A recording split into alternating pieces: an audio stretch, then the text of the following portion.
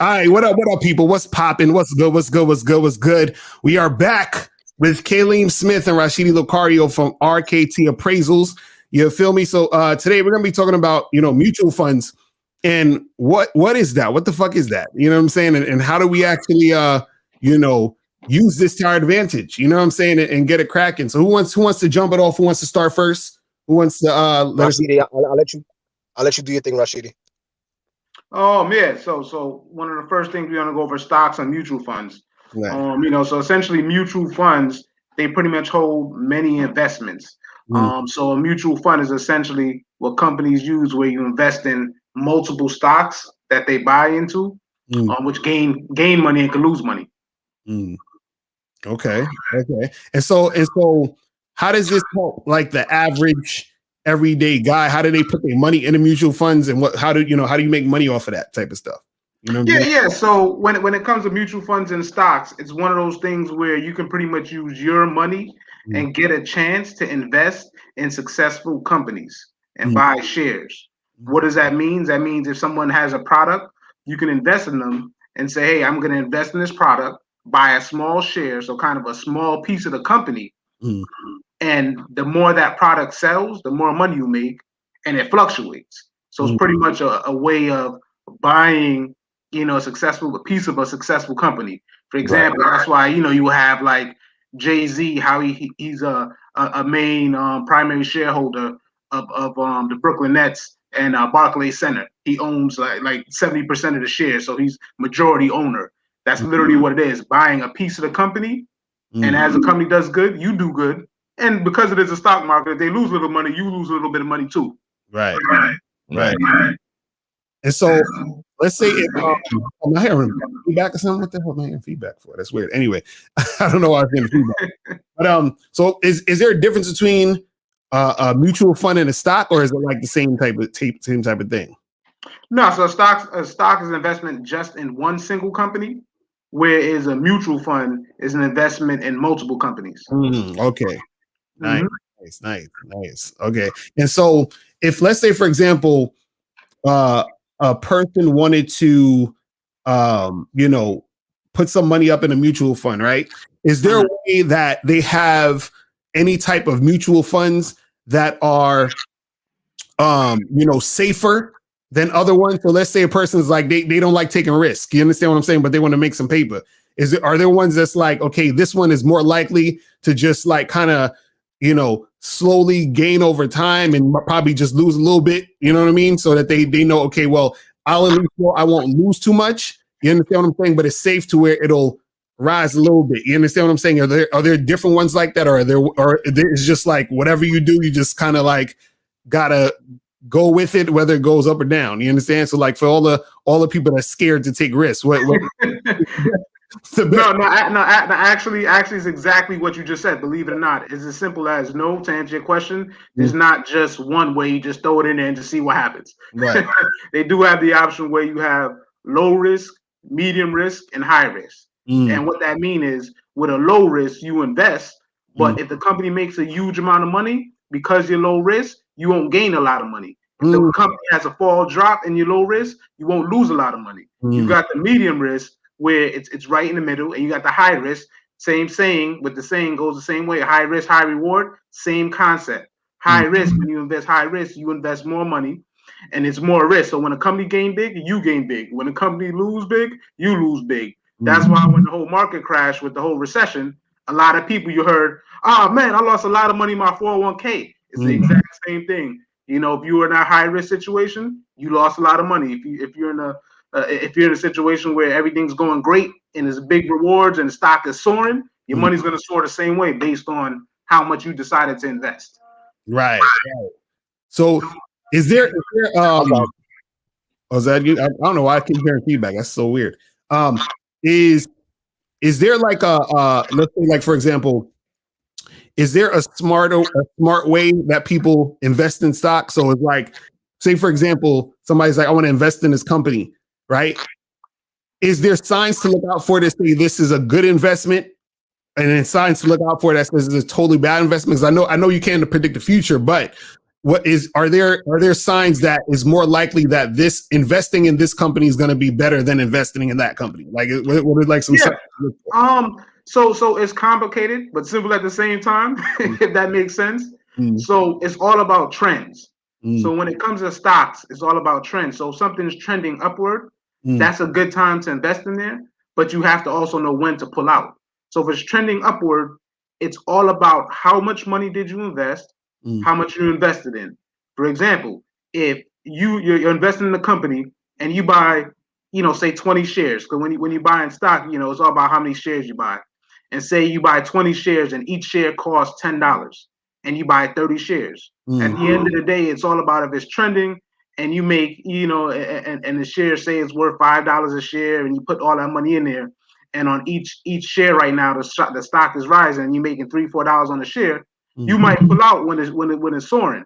But at the end of the day, you got to gauge based on how much money you put in. Is it worth it? Do you want to take more risk? So to go even deeper, just like you said before, when should you go in? When should you go out? Truth is, the stock market is a gambling game. It is gambling. It's just like rolling the dice. It's safer than playing the lotto, but it's still rolling the dice. It's definitely one of those things where if you buy 1,000 shares of a company and stuff is going, the stock is roaring over the past couple of days, you might stay in there and listen and say, hey, I made $3,000. Let me pull out now. It's safe. Right. Or you may stay longer and say, let me take a chance. I made $1,000 or I made $3,000, but let me take a chance. Let's see what happens. And you let it sit, and you might lose some money. You might drop down like, damn, I had 3,000. Now I'm down to 2,000. But because it fluctuates so much, you might say, let me wait a little bit longer. And a week later, you might be up 5,000. So it's honestly all about, truth be told, how safe you want to play it, what you want to, when you want to take it out. But it's all about how you feeling. If you're happy with that 3K, that quick 3K, get out. But if you want to take more chance and you're playing with house money, you might risk it all and try to make 10K. It's really about how much you're trying to gain, controlling your emotions, and deciding when I'm gonna take it out, and knowing when to say enough's enough. I don't want to lose it all, and I'll take this little profit. That's I'm glad you said that, Rashid. I just want to piggyback on what you said real quick. It's an emotional market. This is what I tell people all the time. It goes up and down. It's part of it. The mutuals and stocks is in the variable market. So what do I tell people? Don't lay all your eggs in one basket. If you have 10K in total, that's all the money you have. Don't invest $9,000 in mutuals and stocks. Don't do that. Right. That's a bad thing to do. You might want to invest maybe $200-$300, maybe $500. So it's definitely risky, but then depending the level of risk is predicated upon how much you have. What I tell people is where to put your money everywhere. The reason why people put their money in the bank, why? Because it's safe. But the bad part about putting money in the bank is that the interest rate is so low that it takes a long time for your money to like double or even get anywhere. You actually get less than 0.5% in the bank. When it comes to like mutual funds and stocks, because it's in the variable market, anywhere between I want to say between 5 and 10% interest rate is in the variable market. So you'll see a bigger return in a certain amount of time, and it's all about the timing too, as far as when you're going to get that return from your investment. So like I said, the bank usually is something called the rule of 72. If you have, and what the rule of 72 is basically how long it takes your money to double, depending on the interest rate. So if you have, let's say 10K, right, in a bank, it'll take your money, it'll take you about 72 years just for your money to get from 10K to 20K. Wow. But if you're at a 5 to right, correct. That's crazy. That's like, that's insane. Like you're going to die before you see your money double. Right. You get what I'm saying? But let's say if, you have an interest rate of anywhere between 5 to 10%, which is more in the variable market, though it is risky, now you're going to see your money a lot faster. So I just tell people, it all depends on what you want to do. Never lay all your eggs in one basket, just only invest what you can invest, because if you lose it, then, it's gone, Right. Just wanted to add that in there.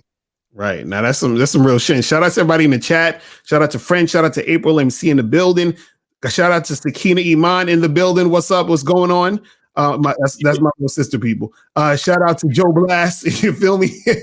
Shout out to you guys out there. But yeah, man. And so when you're doing the stocks, can you can take out your money at any time, or is there like a certain time frame where you can't take it out? Is it, you know what I'm saying?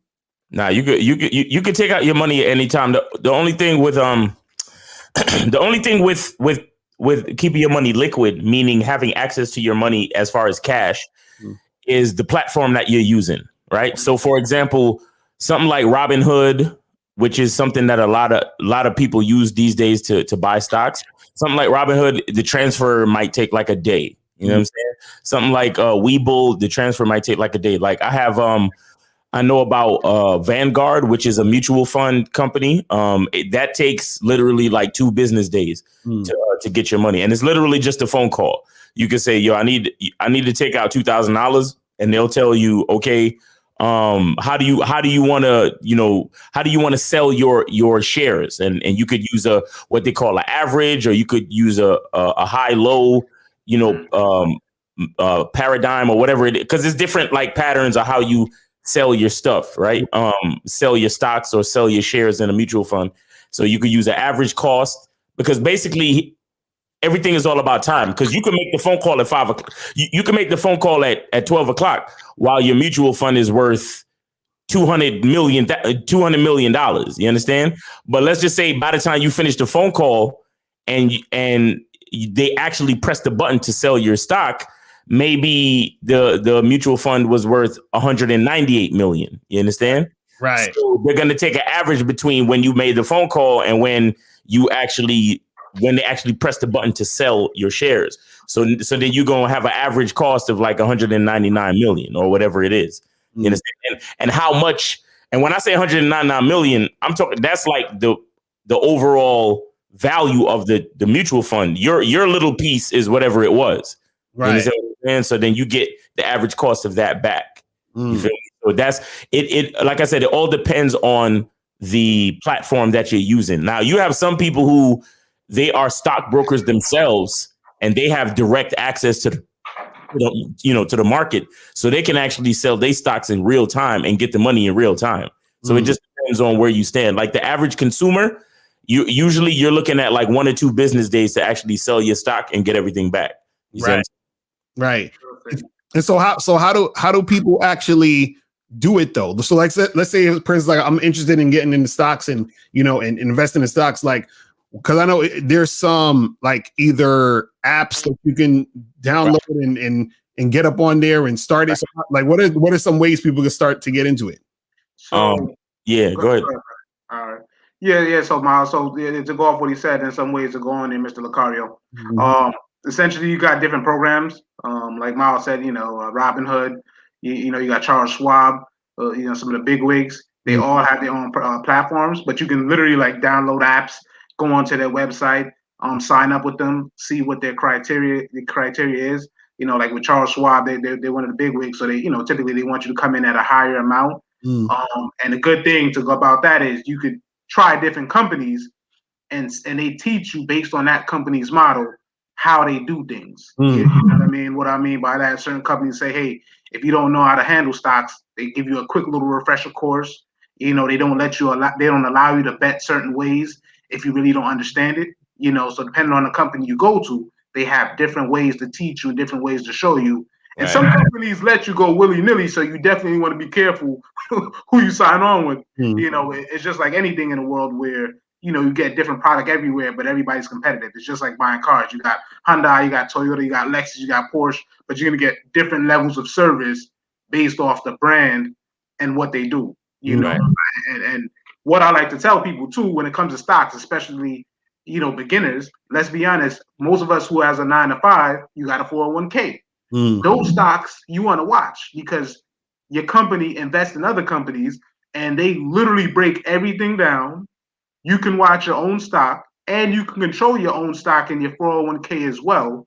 And your company, not only can you have the same access as joining these other companies, but because it's with your company, they break it down to you in layman terms very simply from start to finish, where it's as simple as calling you in resource department who's connected to that company, and they'll have representatives that'll walk you through and pretty much damn near give you courses and tutorials on what you should invest in, how this all works, when to do it, why we invest in these companies, and you can watch your jobs, companies, and trends. And honestly, you take it more serious because it's your money, and they see all your money and how you do everything with your money. So, right. I want to say something real quick. Because a lot of people who might be watching this, or a lot of people in general, a lot of people might be saying, nah, fuck all that. I'm good. You know what I'm saying? I'm gonna keep my money in the brown paper bag, or, I'm gonna keep my money in the bank because I know about the bank and whatever. But let me tell you something. Most people in America, most people in America, money is already in the stock market, but you just don't know. Right. Mm-hmm. You understand? Because I'm glad Rashidi brought up the 401ks. You understand? Because a lot of people invest in their 401k or whatever, or a lot of people choose not to. But a lot of people, their job will tell them about a 401k, and like they know about it or they don't know about it. But a 401k is a mutual fund. Right. Okay? What happens is your job is a company, and every company needs something to do with its money. You understand? Because the guy that owns the guy that owns the company that you work for, he's not putting his money in a brown paper bag, and he's not putting his money in a bank account neither, because the average bank account, the interest rate on the money that you put in a savings account in the average bank account is like 0.00006 or something like that in interest. You understand? So if you want your money to double, it's going to take way more than 72 fucking years for that to happen. You understand? like literally. Yeah, I was just being modest. I was being modest with the year. No, and it's a real shit. That's real shit. But what I'm saying is, if you just doing the basic minimum, which is the savings account at a regular bank, right, your money's not doing nothing. You understand? It's going to take 720 years for your money to double. If that, you understand? So what I'm trying to say is that whether you are investing in the stock market or not, you're in the stock market. You understand? Because when you put here's what happens with the banks, and this is what's fucked up with the banks. You tell the bank, yo, keep my money, because I don't realize mutual funds of stock market shit that Lucario and these niggas talking about. I don't give a fuck, nigga. You feel me? Keep my money in a savings account, nigga. You understand? So let's just say a dude got $1,000 in the savings account. What he don't know is that Wells Fargo and Chase and all these niggas, because you're not using that $1,000 right now, they have your $1,000, or at least maybe 50% or 75% of that $1,000, $750 of your $1,000. They have that shit in the stock market, and they are making money off of your fucking money. So here's what they do.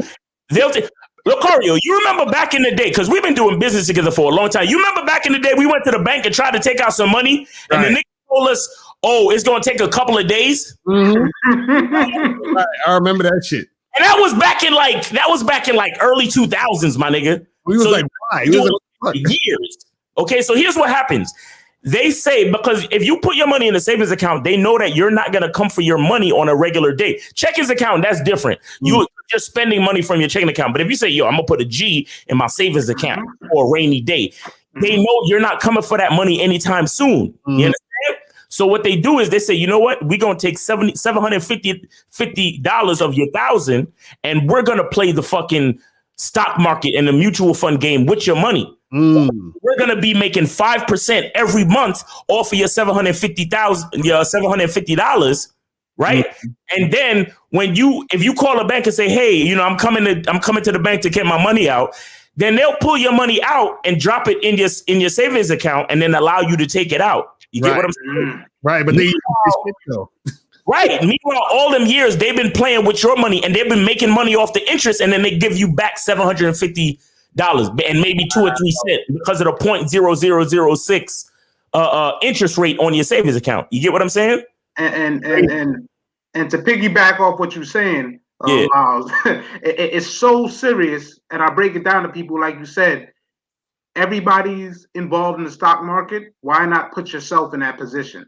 Exactly. The problem is that people are nervous because they don't know about the stock market. They don't want to lose money. Right. But the real truth is, you losing money on a daily basis. Let's keep it simple. You got a $20 bill. you put that $20 bill on the table, don't do nothing with it, that same $20 bill is losing value. The reason why, think about it. You go buy a gallon of milk, it's $4.50 today. ShopRite got it for $4.57.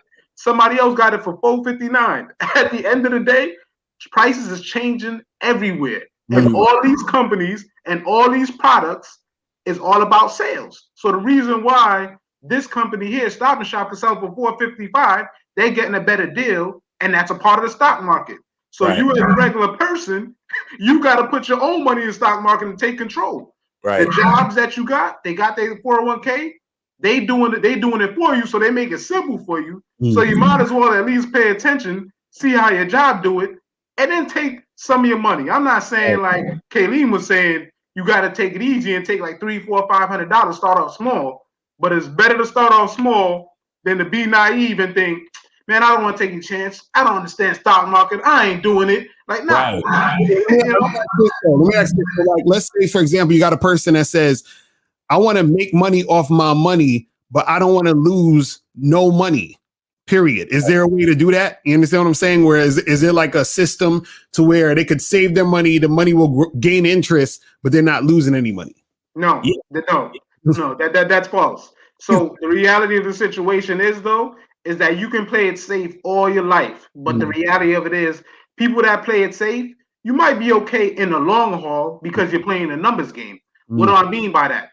Typically, and this is most of Americans, but the person that starts working at 16 years old, continues to work and work and work, and works to 70 years old, that's probably the person that plays it safe and don't want to take any chances. Nothing wrong with that. But we know that game is that with inflation, your rates can't keep up with inflation. So what happens to that person that plays it safe? That's that 70-year-old that worked all their life, get Social Security, get $1,000 a month after taxes for Social Security when they finally retire at 67 or 70 because they can't afford to retire. Then they got to pay for Medicaid and medical insurance. So that's $500 a month. So now you only have $500 and you got to live in a assisted living home or a set income and you don't got no money. So you can live, but you played it safe. It don't work that way. With the stock market, you got to take chances. It is a little risk, but you got to take a risk to gain a reward. That's why they say no risk, no reward. That's where that saying come from. Right. You know what I mean? You have to go above and beyond. You have to take a chance. Everybody else taking a chance on your money. Why not take your own chance on your money? Right. And I think people should also know when it comes to 401ks and your job, like if you have a job and your company has a 401k, I think you should max that shit out. Yeah. Absolutely. So you got some places where they usually have a maximum on how much you can put in your job's 401k. Usually it's 20%. Last time I was in corporate America, it was 20%, and I maxed that out. And what happens is the reason why I say you should max it out is because once you get used to a certain level of income, you don't miss what you don't have. You understand? So if you make $1,000 a week, but you putting in 20%, so that means you putting in $200 in your 401k. You become used to getting $800 in your check. You understand? So therefore, you're not thinking about it. But what's happening is that $200 every time you get paid is going into your 401k, and usually, because here's the thing with mutual funds, right? And why they're safer than stocks. The thing with mutual funds is that the average, like a regular mutual fund, has at least 50 companies all together in one mutual fund. You understand? So each stock goes to each company. And so you got Nike stock, that's just Nike. You got Walmart stock, that's just Walmart. You got Tesla stock, that's just Tesla. You understand? So if you fucking with stocks, if Tesla fails, if everybody's like, nah, fuck that, we sticking with gas cars, we don't need electric cars and all that bullshit, and Tesla fails, then all the stock that you have in Tesla, you lose it. You understand? But the thing with mutual funds, they go anywhere from like 50 companies to like 500, even 1,000 different companies. And so even if one of those companies fail, you still got 900 other companies that are keeping the fund up. So what you're saying is like stocks are kind of like you have like one chick, but mutual funds is you messing with a bunch of women. Exactly. So that's why I know monogamy don't make no fucking sense. Because niggas is not even monogamous with their money. You feel me? Because like guys like you, Kaleem and Rashidi at RKT. Correct. Yeah. RKT appraisals, right? Guys like you will always be like, oh, diversify your funds and diversify your money. You understand? But then turn around and everybody else is telling you, oh, yeah, you need to stay with one chick. And you looking at them like, nigga. Because, bro, my game, my commitment, my leadership, and my dick is a valuable commodity on the market. Right. Why the fuck why would I not diversify? But anyway, that's a whole nother video. And I mean, and let me add to that real quick. So let's talk about having your cake and eat it too, right? So we talking about the variable market, we talking about stocks, mutual funds, right? Which is great. Like I told you earlier, don't put all your money into stocks. And if you're afraid of taking risk and you want to live more on the safe side, you're not trying to live on the dangerous side, this is what you can do. You can have your cake and eat it too. There's another market past the variable market. It's called the index. With the index market, it mirrors the stock market. So when the stocks go up, your money goes up with it. But when the stock goes down, your money gets locked into place. So you have the potential for the gain and you don't lose a thing. So you have your cake and eat it too with the index market. Just wanted to throw that out there. Exactly. Yep. That's the difference between stocks and mutual funds. So, all right, I'll show y'all something. Well, I ain't gonna really show y'all nothing because it ain't none of y'all fucking business. But what I'm saying is, put it on the screen, Miles. Put it on the screen. What I'm saying is, so when you invest in Robinhood, you have the choice of investing in any stocks that you want, right? And so, for example, right now, all of the stocks that I'm investing in on Robinhood, right now, I'm performing at a return of 19%. You understand? So basically, all the money that I have in the stock market collectively, I'm getting a 19% return on my money. You understand? Now, what I want to say about that is all of the stocks, and maybe I could show y'all. Yeah. So these are, if you could see, can you see? No, the lights hold on. Let me lower the resolution screen. here. Yeah. So you see all of these different stocks that I'm investing. Yeah. Mm-hmm. So all of these stocks together is what you can consider a fund. Do you understand what I'm saying? Right. These stocks together is what you can consider a fund. So based on my choices with all those different stocks that I chose, my fund, right, the Miles Cunningham fund on Robinhood is performing at 19%. You understand? Now, so I want to say the same thing about a mutual fund. So you have mutual funds, like for example, I also have a Vanguard account, and I have a Vanguard account that tracks or mirrors, if you want to say that, it mirrors the because I saw somebody, Junior wrote it in the chat. It mirrors the S&P 500. Now, what the S&P 500 is the top 500 companies on the stock market.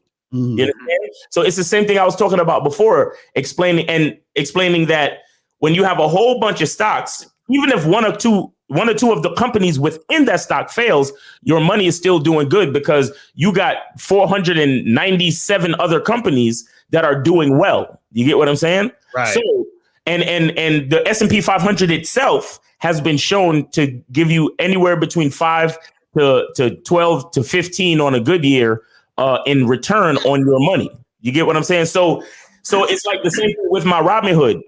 The Robinhood is performing at 19.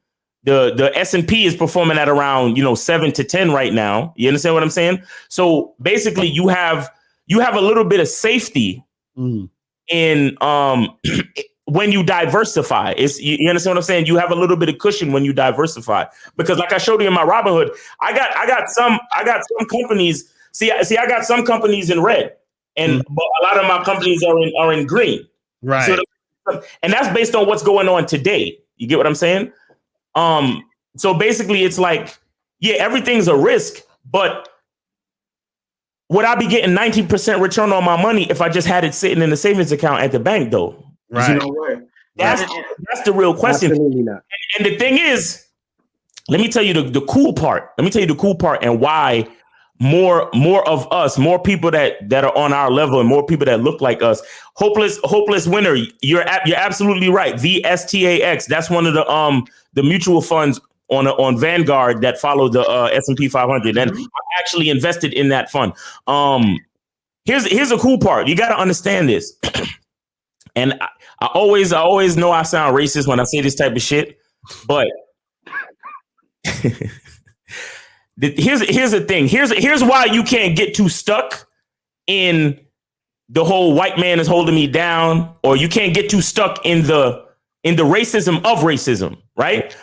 Because a lot of people might be like, nah, fuck that. I ain't fuck with the stock market. I ain't fucking with them devils. But listen, the stock market is one thing that's created by them devils, and they will not allow it to fail. If you put your money in the stock market as well, guess what's going to happen? You understand? Then you're playing the game just as smart as them. You get what I'm saying? Because they will not allow. Y'all know what happens when white people lose money. Them niggas lose their fucking mind. Them niggas is jumping out of windows. Them niggas is shooting shit up. People hate to lose money. So what I'm saying is, take a risk, take a small risk, and throw your money into either a mutual fund or into a few stocks. And when you do stocks, don't just do one company, do a bunch of companies. You understand? Right. And the thing with stocks too is, consider stocks that have been around since you was little. You understand? Because something like McDonald's, nigga, before you were born, they were selling burgers, and they are still selling burgers today. Right. They are still advertising on TV like niggas don't know what McDonald's is. Right, exactly. Facts. You understand? Right. A lot of niggas don't know. Ba-da-ba-ba-ba. I'm loving it. Do you know who wrote that? Who wrote that? Y'all know who wrote that shit? Nah. Who wrote that? Check this shit out. Ba-da-ba-ba-ba. Pharrell Williams. Oh, that's crazy. That's crazy. I did not know that, bro. Check this shit out. I'm loving it. You know who wrote that? Who? Your T. Oh, right. Yeah, I remember hearing about that. Okay. So you got to look at that type of shit. McDonald's been pushing burgers forever, and they still reaching out to new artists to create jingles and shit. So, they plan to be around for the long haul. They just made the breakfast menu a 24-hour thing. Right. When you look at shit like that, it shows you the realness of the company. So you say to yourself, well, shit, if these niggas been selling burgers for so damn long, I might as well fuck with them, because check this shit out. Right now, their stock is selling for $213. Shit. Woo! See, you know I was going to ask, how do you, so basically if it's selling at 230, that means you have to buy in at $213? Right. But look, 5 years ago, let me see. 5 years ago, if you look at it, they were selling for 114 5 years ago. Yeah. You understand? Listen. And years before that, when the Big Mac just came out, they were selling for maybe $20-something. You get what I'm saying? So think about this. If you had invested all them years ago, if you had bought like 5 stocks at the price of $20, that's $100 you would have invested, right? Now, each of those 5 stocks would be worth over $200. So from $20 to $200, you just 10x your money, right? Listen, you understand? And I love everything you brought up, Javier. I love everything you brought up, Miles. At the end of the day, it's so real. I'm gonna give you my personal story, and I'm gonna give everybody the easy formula on how to take a chance with stocks. The person that has a regular 9 to 5, most jobs, when I say most jobs, the last 5-6 jobs I done had, most jobs offer at least 4% or match 4% of your money or 6% of your money. So that means every $100, they're gonna match $6. So if you put 6, they're gonna put 6. They give you $12. Right. Now, that's easy. That's money you're not going to notice coming out of your check. Believe it or not. You just got to be a grown-up. The first time when you sign up with your job and all the human resource, just click that 6% box. I'm telling you, that's all you got to do. Forget about it. And then watch that money grow. And to go back to your point, Miles, of really just taking chances in life is about risk before I even knew about stocks, before I knew even what 401k was. And I'm talking about I'm stupid, I'm young, I'm 22, my young days, don't know what it means. I just did it because I know people have to do it and it's the right mature thing to do. And that was my only reason why I'm doing it. Right. What I did was my job, I was working that way. I got a lot of commission. And it's the time, Kaylee, he's a relative to and my business co-owner. You know, we had got a house, all that type of stuff. So I said, I'm making extra commission. So I did what you did, Miles, you said. I said, let me just, since I'm making all this money, I got this extra money and I'm able to pay my bills and I'm balling, fake balling, because I ain't making no real money, but fake balling in my head. I went ahead and put 15% of my check because in summertime I was making so much commission. No lie, I just did that just to see what would happen. And about a year scrolled by and I made like an extra $13,000 from the 401k because my job only matched 7% at the time, but I took 15% with them, so that's 22%. Made 13K over a year because the stock market is mind you, I didn't know what was going on, nothing, ain't paying attention. I'm not missing the money because it's coming out every check. So it's after I'm just seeing the final amount. My check is $1,500. I had $1,500. Right. What ended up happening was, and again, this is why you got to take risks, and that's just me. Everybody know me. I'm a risk taker. I make more smart risks now, but the point is you got to take risks. Right. In the end, how I learned that this was a real thing was when I left that job after 7 years, and I had accrued about $45,000, $50,000 in 401k. They said, "Hey, you can take your money and roll it into another 401k and go another job, or you can cash it out." Imagine the look on my face when I got over 30K, and you telling me I'm gonna get penalized by IRS like an extra 10%. Right. I ain't getting math, but 30,000, 3,000. I had that in my pocket. That money I was able to use to get my new apartment, pay my rent advance for a year, and still have a little extra money and pay for the high car note that I was paying a crazy interest rate. But the point is, I was able to save money, didn't know nothing about stocks, and I let the companies make the money for me. But the point is, it was a small investment. It came out of my check. I didn't see it, didn't know anything about it, and it made me all that money. That's why I tell. That's the easy form of people. You don't know stocks, you scared, it's all right. Go ahead and check that 6% box. You telling me you can't save, you can't afford $6 out of $100? Right. You do $6 for nothing. You go to the dollar menu. Come on. And that look, and I want to talk about this real quick because when we talk about on our other channel where we talk about women and we try to tell guys to aspire to have what's called an abundance mindset. So that basically means that if you talking to one girl, understand that you could talk to other girls. Understand that, whatever's going on right now, you could duplicate it. Don't be afraid. Like if this girl walks out of your life, don't be afraid. You could get another girl. So have an abundance mindset. But it's the same thing with money. And what I've seen in my lifetime is that I've seen a lot of people with a poverty mindset.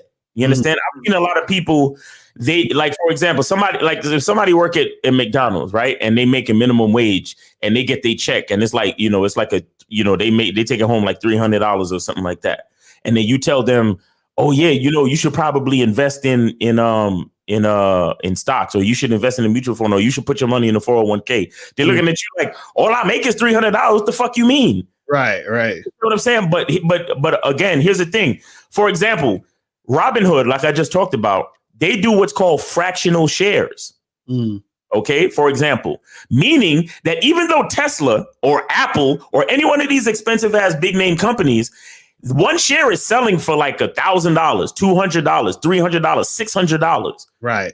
You can still put $5 on a fractional share in Robinhood on Tesla, and you can own 0.00001 share of a Tesla with your $5. And now, if Tesla goes up, you make, if Tesla goes up by 200%, then your $5 becomes $10. You understand? So you taking home $300 from your McDonald's job, and somebody saying, yo, you should put $500 in stocks, or you should put $500 in a mutual fund, or you should put $5 in your 401k. But because you have a poverty mindset and you're like, no, all I'm making is 300. This is my money. Right. It's just $300. What the fuck you mean? I can't bear to part with $5. With like, stop. Like, what are you talking about? That's formula for my kid or some shit like that. They got to say, or that's laces for my Jordans. Like, chill, bro. You understand? But the point I'm trying to make is that when you have an abundance mindset and you realize what you're actually doing with that $5, and you realize that, yo, in these stocks, like Rashidi was talking about, these stocks are, you know, and what I was talking about, and realizing that these financial people will not allow certain things to fail. You putting your $5 in there makes more sense than anything, right? But it's about the mentality. Because a lot of people, they're just so not willing to part with that $5 that they have to keep it in their pocket and they have to spend it. You understand what I'm saying? But listen, look, man, if you could go without fresh laces for 1 week, you're putting yourself in a better financial situation for the future. You understand what I'm saying? If you could go without, going to buy a new hat that matches your shirt, you're putting yourself in a better financial situation, and you understand that you're actually doing more with that $5 than it being in your pocket.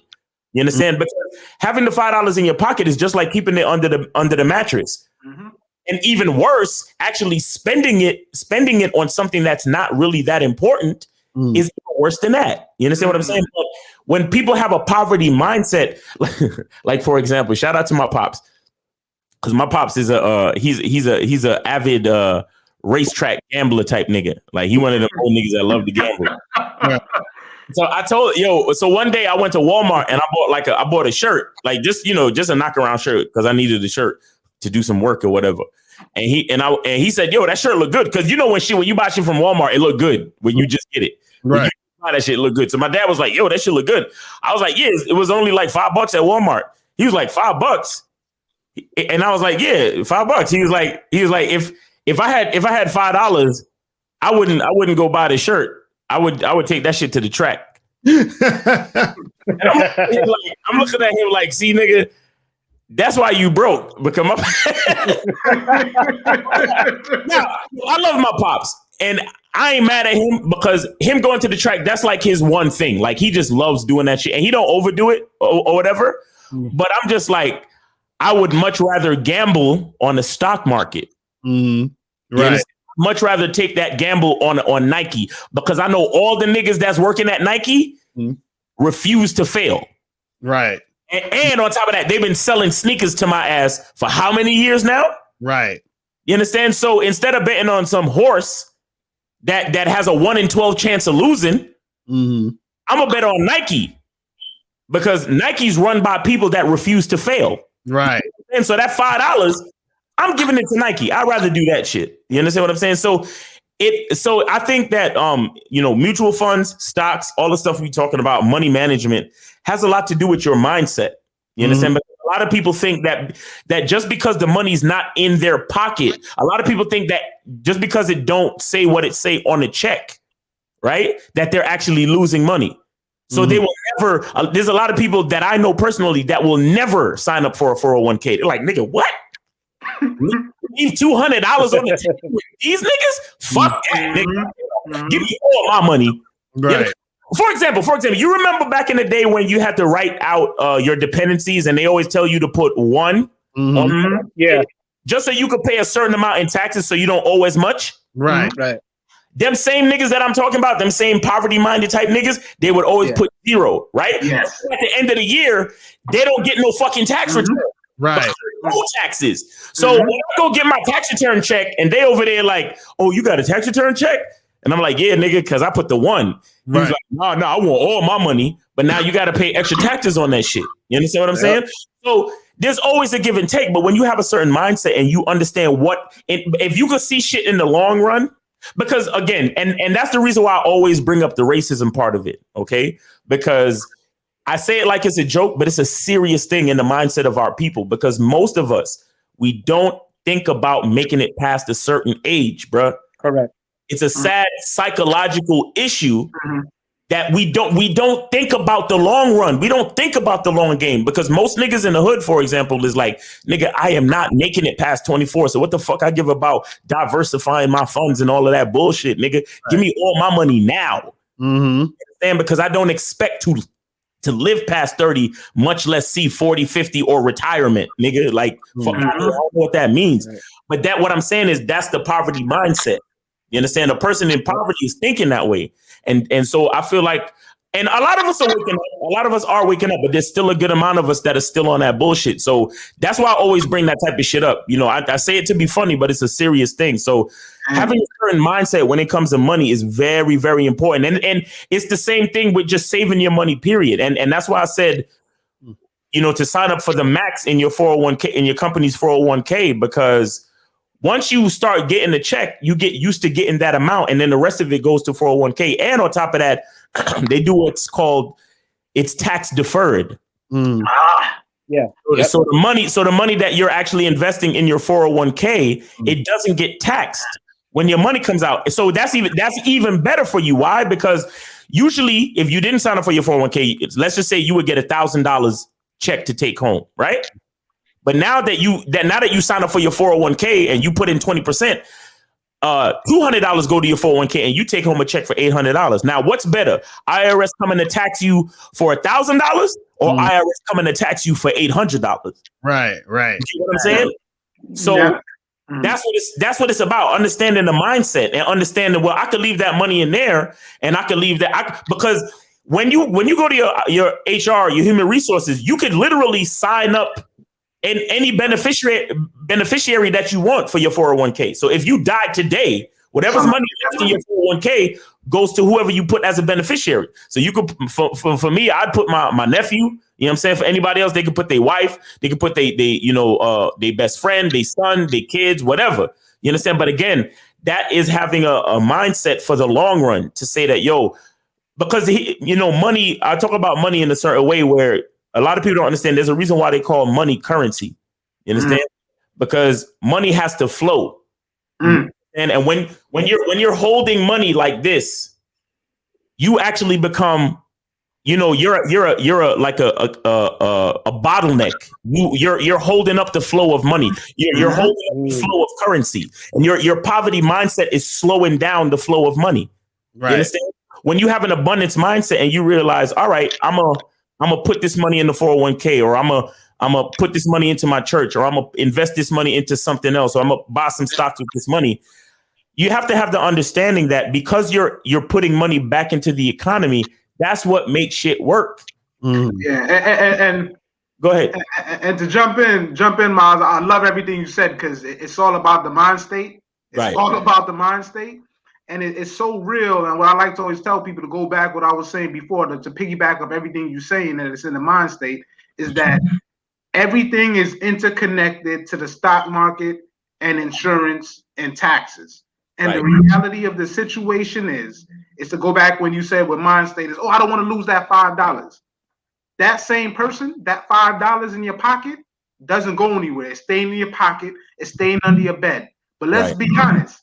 At least if you put that $5 in somebody's market, whether it's the alphabet people, like you like to say, or whether it's your friend's bank or somebody at least it's growing. Reason why I say that is that everything you touch fluctuates. Gas is $2.59 right now. Tomorrow's $2.75 right now. People that live in our same neighborhoods that own them local grocery stores. That bag of chips is $1.50. You go to Walmart, it's $1. It's $1 period, 99 cents. But the point is, money is circulating in everything you touch. Down to ordering stuff on Amazon to your Netflix, money is always circulating, growing and losing some, but both. But what's your $5 doing? Standing still in your pocket. My advice to people: take that little $5, at least invest it in something. Put it somewhere. At least it's doing something, but just standing still. That's like somebody that just sitting here that never get a shape up, never get a lineup. Your hair growing, but you ain't getting no lineup. Ain't no changes. You have no consistency. You know what I mean? Like, Just take your money, invest it in something, even if it's something you don't understand. Even if you want to be a small risk, I'm telling you, the motivation is that $5. Even if you make 50 cents, you now got $5.50. Mhm. At least you keeping up with something. You know what I mean? Versus that $5 and that same $5 you look. Let's be honest. Look when you used to go buy Nicks. Nicks with if you smoke bud. If you used to buy Nicks back in the day, $5 get you a little bag and you get a lot of bud. You know what I mean? Like, but the market has changed now where $5 get you nothing. You want to be that person that's true. That $5 market that held on to that $5 and you can't even roll up a roach. I'm just saying. Facts. Put that money somewhere. I'm just saying. Question real quick before we go. It says, does a 401k follow you at any job you go to? That I plan on changing jobs in the future? Should I invest in the 401k now or wait? What's your thoughts on that? Yeah, so with that one there, that's always honestly up to you. I'll give my perfect example, not perfect example, but my example. It's all about you. So whenever you leave a job, they give you the option to take that 401k and put it into a holding account, another investment account to hold on to it so you don't spend it. Right. And so when you go to a new job, you can roll that into your new job and put it in there. Yeah, it's called a rollover. Exactly, rollover. Yeah. Exactly. Rollover. That's the term. Or you can take some of that money and then roll over the rest. Or you could be safe and don't touch none of that money and roll over the whole thing. Or depending on where you're at in life, if you need the money, you could take the whole amount. But of course, whenever you take that whole amount, you just want to use it wisely. If you need to use it for emergency, use it for emergency or life things. But the ball is completely in your court. You could roll it over like he said. Of course, what comes with that, and when you don't roll it over, you take the money, you're gonna get taxed and likely gonna get taxed the 10% penalty by IRS. Depends on how much money it is, but the ball is in your court. Honestly, when it comes to that one, yeah. You really have once you have any type of 401k, you always have the option to transfer it or roll it over to your next job, or you could see, for example, if you a type of person that studies it heavy. And you look at your company's track record and you see that your money is growing at a really good rate. Sometimes you could just leave that shit alone. Mm-hmm. You can leave it right there in that company. I mean, you're not adding money to it, but the money that's there, if it's performing very well, you could just leave it there and it'll keep performing. You understand what I'm saying? Or you could, because here's the thing: every new company, they invest in different kinds of funds. And the one company's funds that they choose might be performing either better or worse than the last company you was with. You understand? So if you're aware of all of that and you know that shit is performing heavy, you could literally leave it there, or not leave it there, but you could turn it into what they call an IRA, meaning that annuity. Right. Meaning that it's not necessarily connected to that old job, but it's still invested in those funds. And now you have personal control over it. Right. Or you could transfer it to your next job. So because the reason why you need it or you want it to be connected to your job is so that every time you get paid, money goes into it.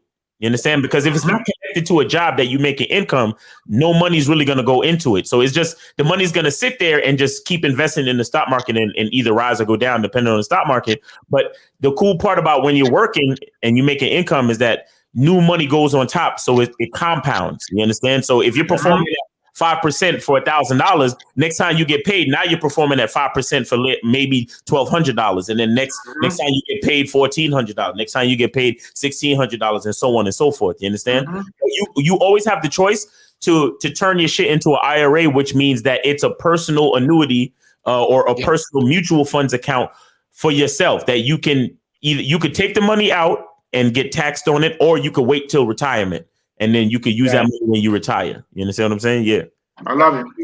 We're gonna answer this last question and then we're gonna wrap it up. So Anjay said, what do you think about putting money in a CD? It's the safest investment, but the return isn't as great as a fund. What's your thoughts on that? No. CDs is old school. CDs is an old thing.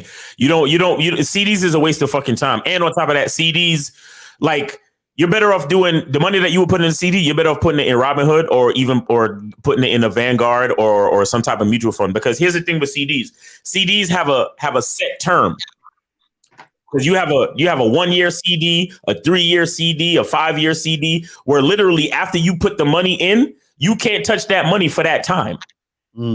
you can't get that money back, period, until the term of the CD is over. At least with Robinhood, you could buy some stocks right now. And if you want your money back, you could sell your stocks and take your money back out. Or even on Vanguard, like I said, with Vanguard, it takes 2 business days for you to get your money transferred back to your account. You understand what I'm saying? And to technically, the question before when they was asking how do you invest in mutual funds, the technical aspect is that when you call somebody like Vanguard, or when you call somebody, or even when you set up a Robinhood, you have to attach a check-ins or savings account from your bank to either the app like a Robinhood or to the company named Vanguard. So what happens is you can set up, you can literally automate your savings. Just like with the job, where every time you get paid, money goes into your 401k, you can automate your savings. So let's just say you're always putting money into that checkers account that you have connected to Robinhood or to Vanguard. You can literally set up a thing where $200 come out of that account every week or every month, or however you want to set it up. That's called automation. You understand? And that's another good thing, because again, once you set that up, you don't miss it. Right. You understand? You're used to whatever money is in that account. You're used to that money being there.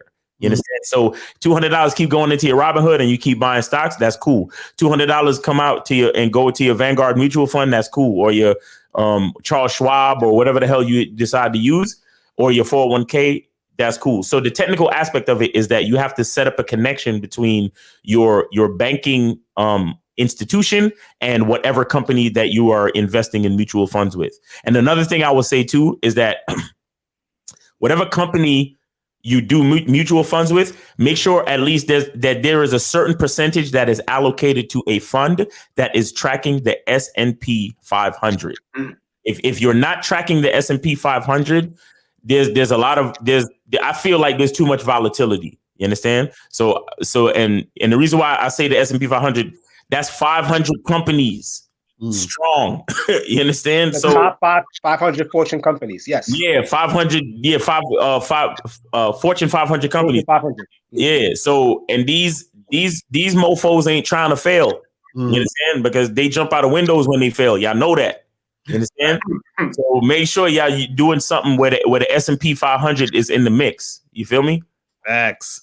All right. So any last words before we head up out of here? And Kaleem and Rashidi. Yeah, just before we go, I just want to tell people, I know everybody works hard as they should, but now you got to start thinking about, okay, let your money work for you at this point in time. Thanks. There's a lot that's going on, with everything going on. You just want to make sure that your money is working for you, to the point where, and you want to think about it like, whatever you invest in, don't think about it right now. A lot of people have this thing about instant gratification. Right. Don't think about things right now. Think about things for the future. So any money that you invest in now, think about it. This is for your retirement. This is for the time where, God forbid, you can no longer work for whatever reason that may be. So just always say to yourself, how could I make this money grow and I reap the benefits from it in the long run? Perfect. And the last thing to wrap up what Kaleem said, don't bust your head thinking about this. Call RKT 973-420-5028. Reason why?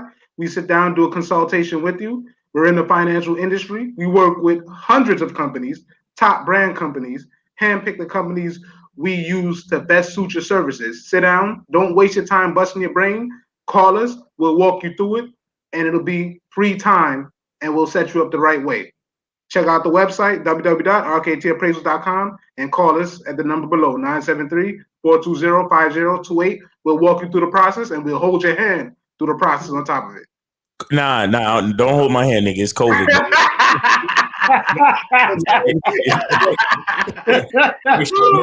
Make sure. Is there a hand sanitizer at RKT offices? Oh yes, we got hand sanitizers, masks, everything. All right. COVID friendly out here. No, that's love, man. Man, we appreciate y'all coming through again. And man, I'm telling y'all, man, this is what we talking about. We see all you guys that talking about getting your money up. See, we coming through for y'all. You feel what I'm saying? So yeah, share this video with your friends, your enemies, all that other good shit. You feel what I'm saying? And yeah, we holler at y'all later. Remember, the truth is inside you. Peace.